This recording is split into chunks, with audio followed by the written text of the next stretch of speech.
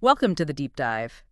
Today, we're putting on our tech detective hats, Uh, Got a fascinating mission ahead. We're going to try and unravel the anticipated features and pricing of the Samsung Galaxy A57. that's right. And our challenge for this deep dive is navigating all that early info. Yeah. It's often contradictory, swirling around this phone that isn't even out yet.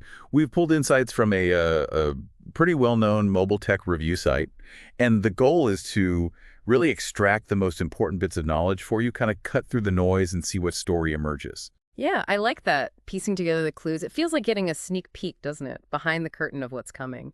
Okay, let's unpack this. It's an intriguing mix, some confirmed sounding details, and then some really interesting predictions. So let's start with its status right now. This immediately gives us our first clue, really, about the kind of information we're looking at. The Samsung Galaxy A57 is very much flagged as coming soon. But our source has this slightly weird timeline thing going on. It lists it as not announced yet in one spot, which makes sense.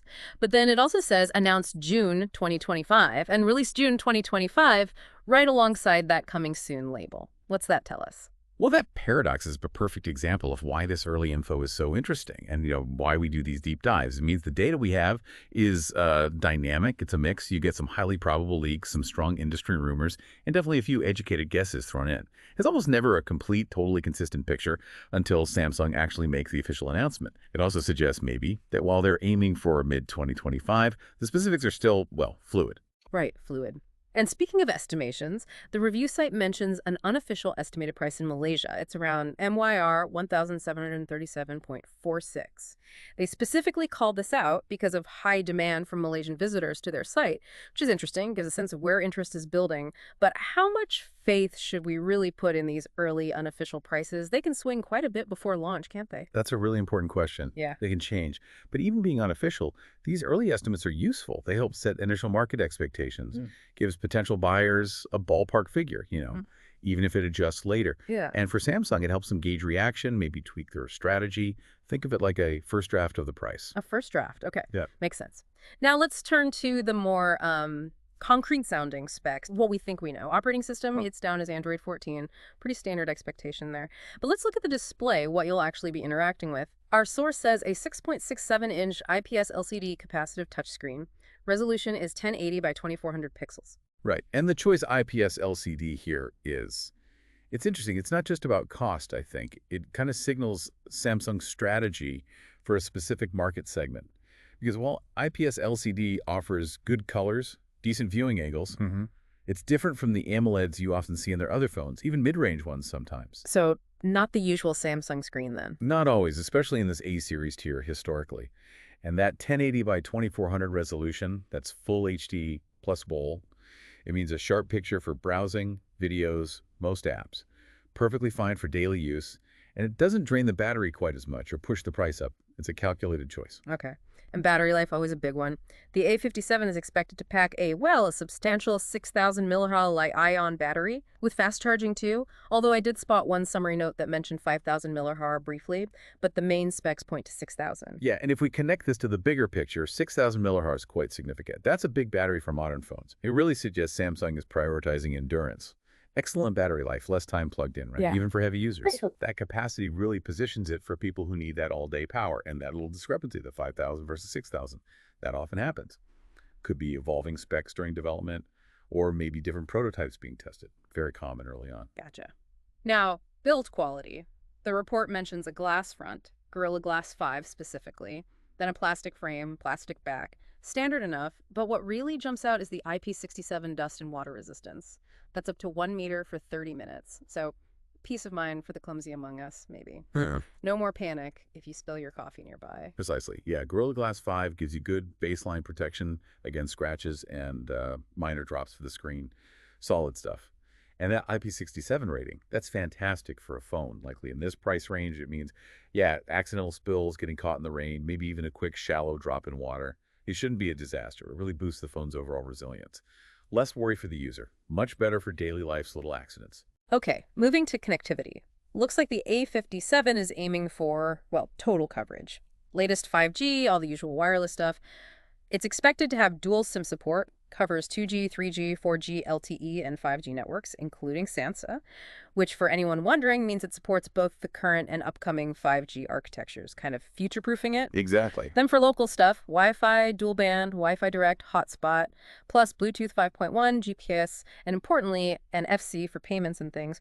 What stands out here is really critical for a phone launching next year. Well, the 5G is absolutely critical, especially with both SA and NSA support. That ensures it's ready for evolving networks, faster speeds, lower latency down the line, and NFC. Yeah, that's becoming essential, isn't it? Contactless payments, digital tickets, pairing devices quickly. Having NSC confirms it's designed for, modern mobile life, no major gaps. Overall, the connectivity package seems robust, ready for now and what's coming.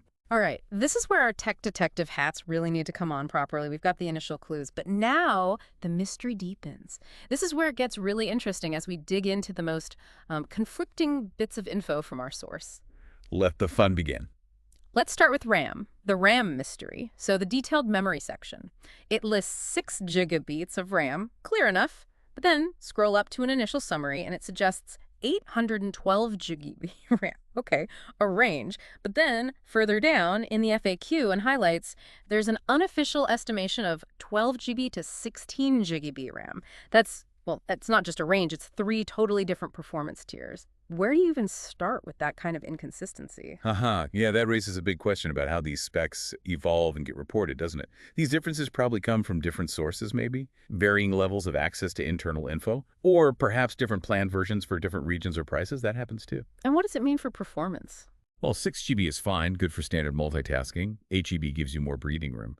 But 12 GB to 16 GB, that pushes it into flagship territory, performance-wise. That last figure, if it were true, would be really surprising for an A-series phone. It highlights how speculative some early data can be, almost aspirational. Someone somewhere wants it to have that much RAM, maybe, even if it's not confirmed. Okay, aspirational RAM. Then there's the processor puzzle. This one's maybe even bigger.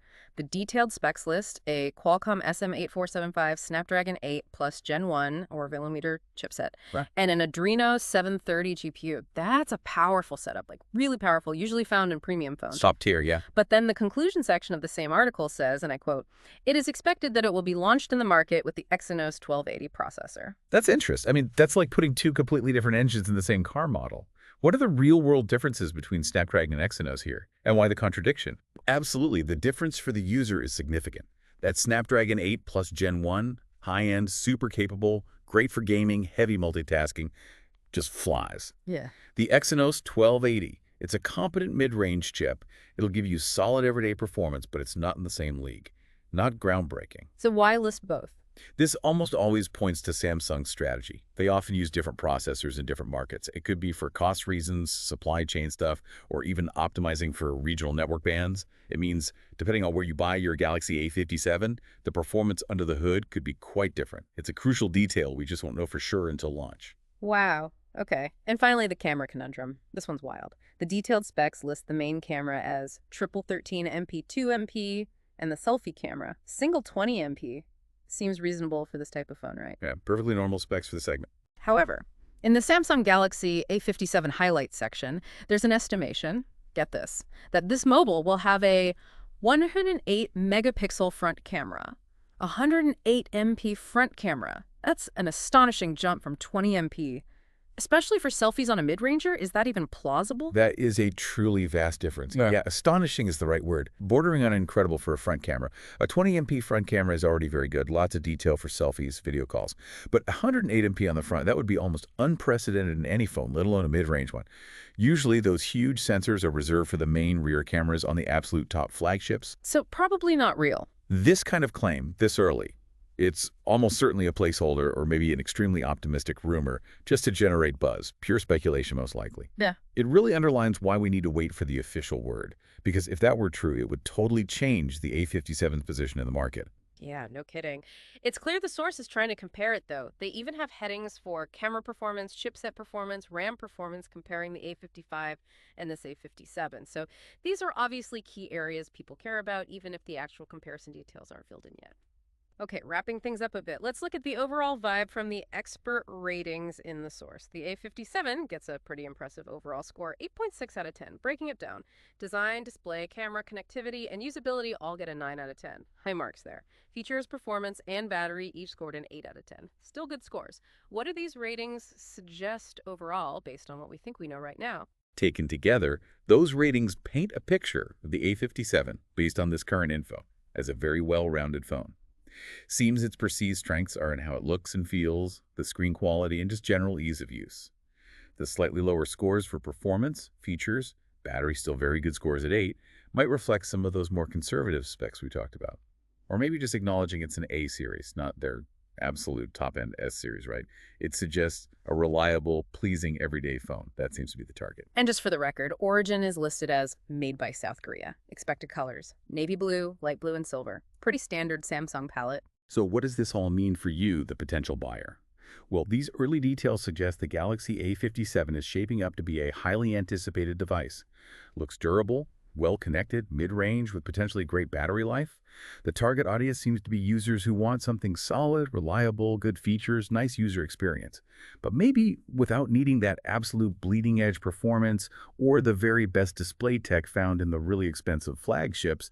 It's Samsung trying to hit that sweet spot, value and reliability.